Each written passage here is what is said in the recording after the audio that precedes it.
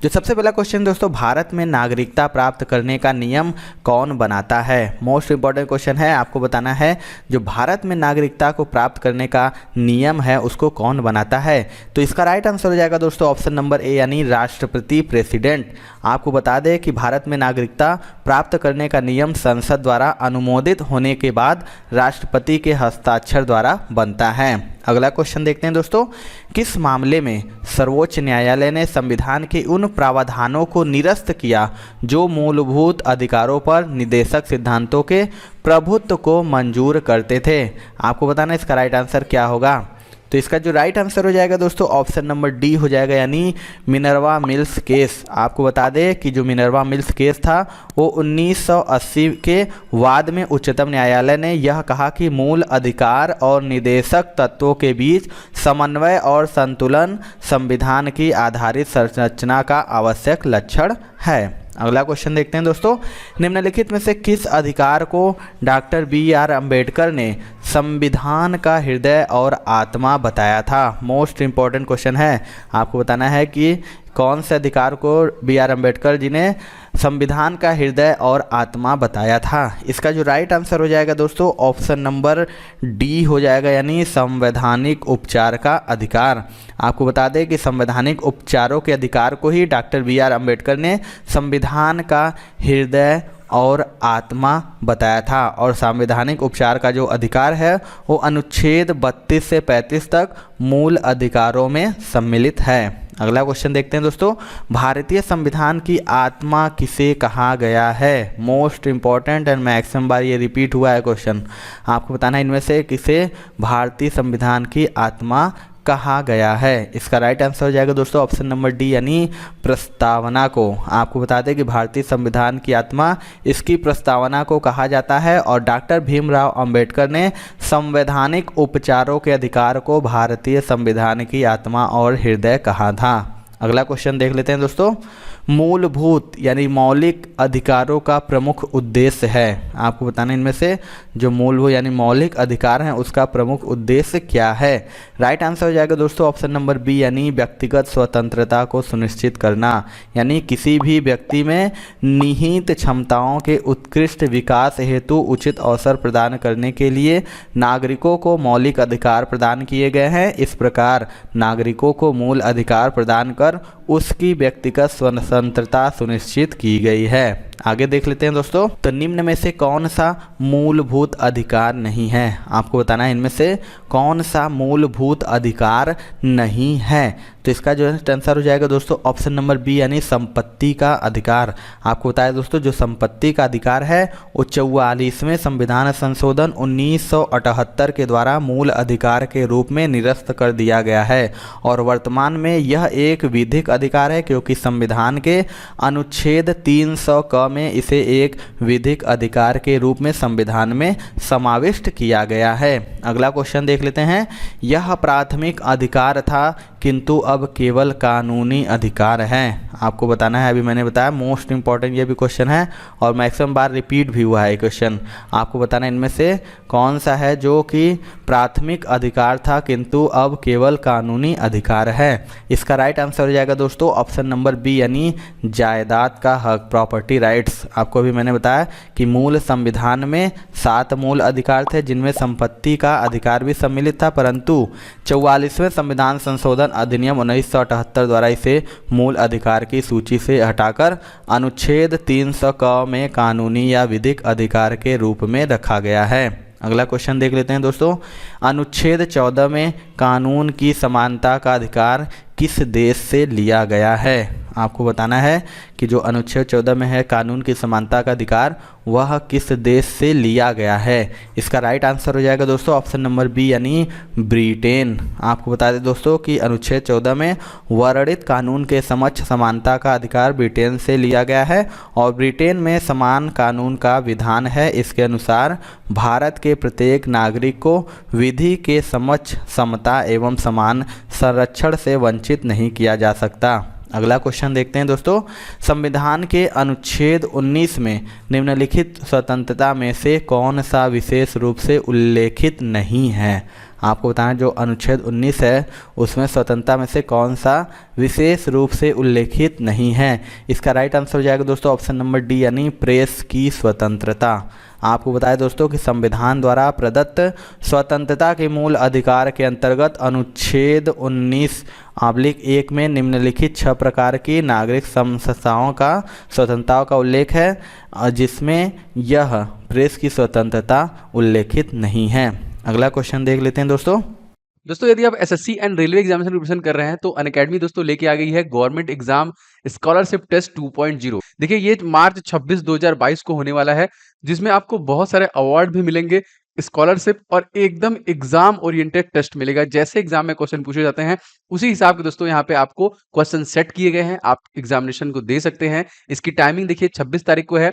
अगर आप bank exam के देना चाहते हैं तो 10 बजे है और एसएससी के लिए 2 बजे, और रेलवे एग्जाम से तैयारी कर रहे हैं तो एकदम एग्जाम पैटर्न पे आधारित सभी प्रश्नों को 5 बजे टेस्ट के माध्यम से दे सकते हैं। इसके अलावा दोस्तों अगर आपकी रैंक 1 आती है तो आपको लैपटॉप मिलेगा, अगर 2 से 6 में आती है तो स्मार्टफोन, 7 से 16 में आती है तो वायरलेस ईयरफोन, और 300 विनर्स जो होंगे उनको 1000 का अमेजन गिफ्ट वाउचर और 400 विनर को अनअकैडमी स्कॉलरशिप मिलने वाला है। तो बहुत ही मजेदार है। अगर आप प्रिपरेशन में लगे हुए हैं तो आप फटाफट इस टेस्ट को दीजिए, फटाफट कर लीजिए एनरोल। वीडियो के नीचे डिस्क्रिप्शन बॉक्स में आपको सबसे पहला लिंक मिल जाएगा, उस लिंक पे क्लिक करके अपने को एनरोल कर लीजिए, और ये एकदम फ्री में एनरोलमेंट है, ऐसा कुछ भी नहीं, इसका कोई पैसा वैसा नहीं है। तो फटाफट एनरोल कर लीजिए, link in the description box. Bharat के संविधान के अंतर्गत अब कितने मौलिक अधिकारों की गारंटी दी गई है। मोस्ट इम्पॉर्टेंट है ये क्वेश्चन और मैक्सिमम बार रिपीट भी होता है।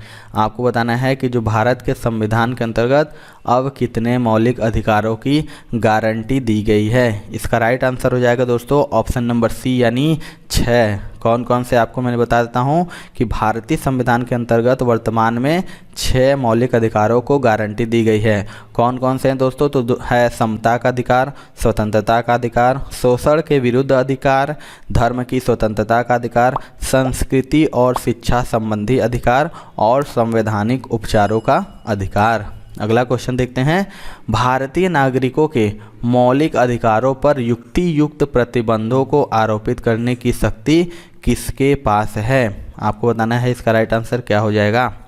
इसका जो राइट आंसर हो जाएगा दोस्तों ऑप्शन नंबर बी हो जाएगा यानी पार्लियामेंट, संसद। बता दें कि जो संविधान में प्रदत्त भारतीय नागरिकों के मौलिक अधिकारों पर युक्ति युक्त प्रतिबंधों को आरोपित करने की शक्ति संसद के पास है।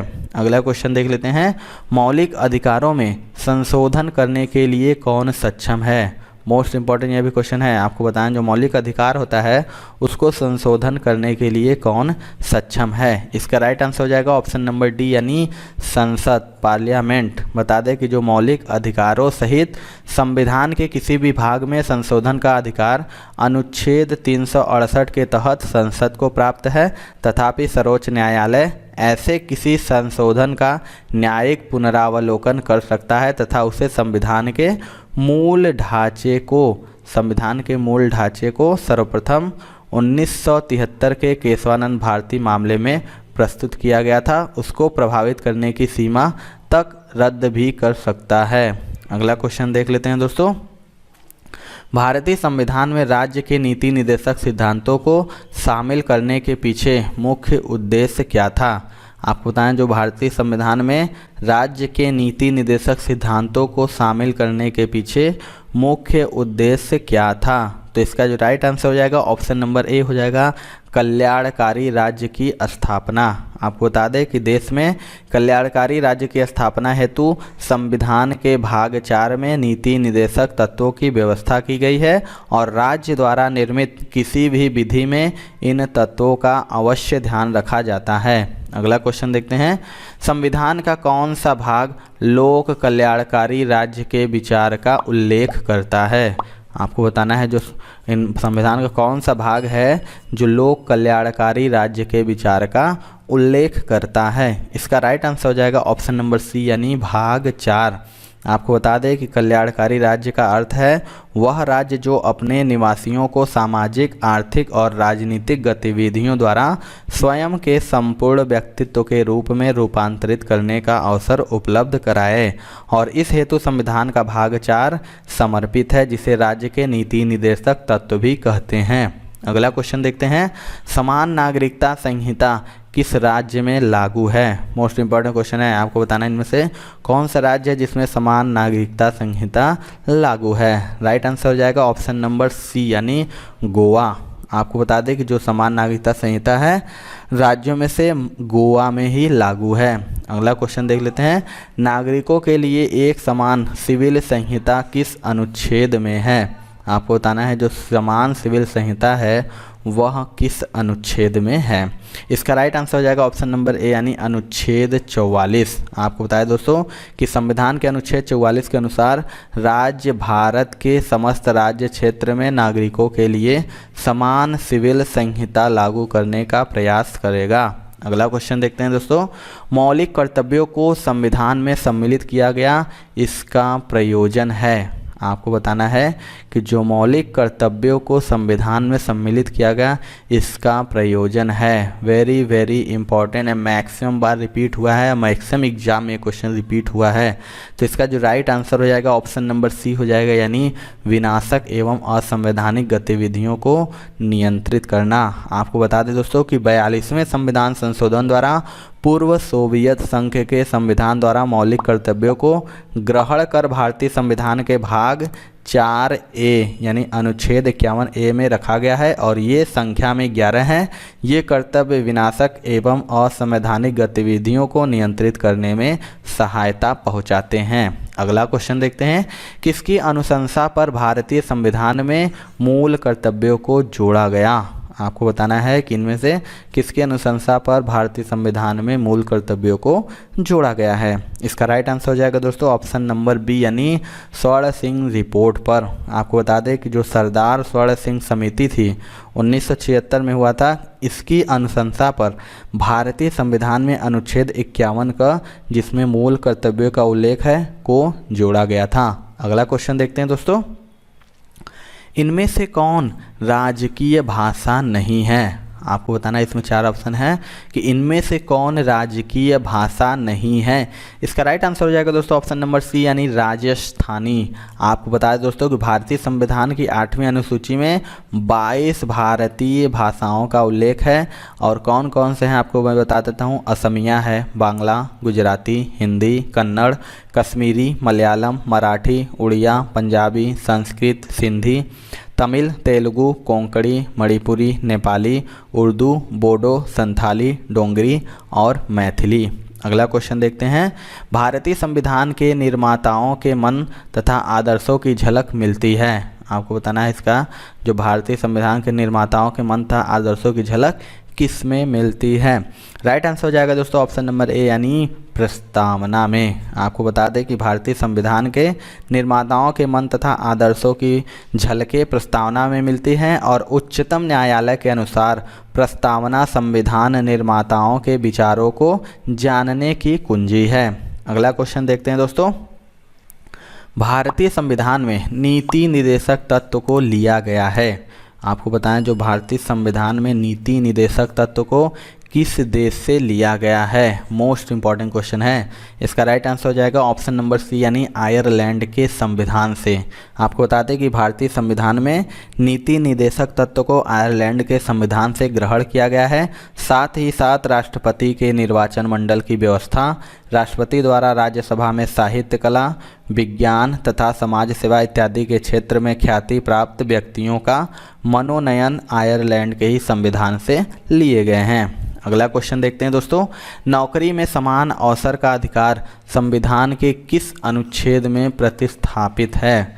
आपको बताना है कि जो नौकरी में समान अवसर का अधिकार है वह किस अनुच्छेद में प्रतिस्थापित है। इसका राइट आंसर हो जाएगा ऑप्शन नंबर डी यानी अनुच्छेद 16। आपको बता दें कि भारत के संविधान में समान अवसर का अधिकार संविधान के अनुच्छेद 16 में प्रतिस्थापित है। यह एक मूल अधिकार है। अगला क्वेश्चन देखते हैं दोस्तों, हमने विश्व के किस राष्ट्र के संविधान से अपने मूल अधिकारों की संकल्पना ग्रहण की है। मोस्ट इंपॉर्टेंट क्वेश्चन है। आपको बताना है जो संविधान के से अपने मूल अधिकारों की संकल्पना किस देश से ग्रहण की है। इसका राइट आंसर हो जाएगा ऑप्शन नंबर डी यानी यूएसए। आपको बता दें कि भारतीय संविधान में मूल अधिकारों की संकल्पना संयुक्त राज्य अमेरिका के संविधान में सम्मिलित अधिकार पत्र से प्रेरित है। अगला क्वेश्चन देखते हैं दोस्तों। निम्नलिखित में से ब्रिटिश संविधान की किस विशेषता को भारतीय संविधान में शामिल किया गया है? आपको बताना है कि जो इनमें से कौन है जो ब्रिटिश संविधान की किस विशेषता को भारतीय संविधान में शामिल किया गया है। राइट आंसर हो जाएगा ऑप्शन नंबर डी यानी उपरोक्त सभी। आपको बताया दोस्तों कि भारतीय संविधान में संसदीय पद्धति की सरकार, विधि का शासन और विधि निर्माण की प्रक्रिया, एकल नागरिकता ब्रिटिश संविधान की विशेषताओं से ग्रहण किए गए हैं। अगला और लास्ट क्वेश्चन देखते हैं। मूल संविधान के कौन से भाग में राज्य लोक कल्याण की संकल्पना सम्मिलित की गई है? 4 ऑप्शन है, आपके पास बताना है इसका राइट आंसर क्या होगा। तो इसका जो राइट आंसर हो जाएगा दोस्तों ऑप्शन नंबर डी हो जाएगा, यानी राज्य के नीति निदेशक तत्व में। बता दें दोस्तों कि मूल संविधान के भाग 4 में राज्य लोक कल्याण की संकल्पना राज्य के नीति निदेशक तत्वों में सम्मिलित की गई है और यह अनुच्छेद 36 से 51 तक में वर्णित है और भारतीय संविधान का यह भाग आयरलैंड के संविधान से लिया गया है। तो ये थी दोस्तों आज की वीडियो। आपको वीडियो कैसा लगा कमेंट सेक्शन में जरूर बताइएगा। वीडियो पसंद आया दोस्तों एक लाइक जरूर कर दीजिएगा। चैनल पर नए हैं तो चैनल को जरूर सब्सक्राइब करके बेल आइकन दबा लीजिएगा। तो मिलते हैं दोस्तों अपने अगले वीडियो में, तब तक के लिए जय हिंद जय भारत।